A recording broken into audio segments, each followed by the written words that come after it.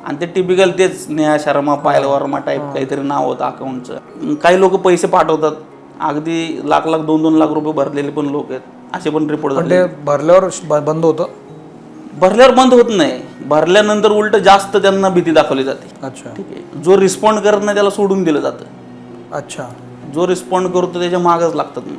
मग तसाच प्रकार आमच्या हद्दीत घडला. त्या सेकंड इयरचे जो काही शिकणारा मुलगा होता, कॉलेज बॉय, आणि त्याच्याकडे काय, तो बाहेरनं शिकायला आलेला, त्याच्याकडे काय पैसे नव्हते आणि त्याला पैशाची मागणी केली.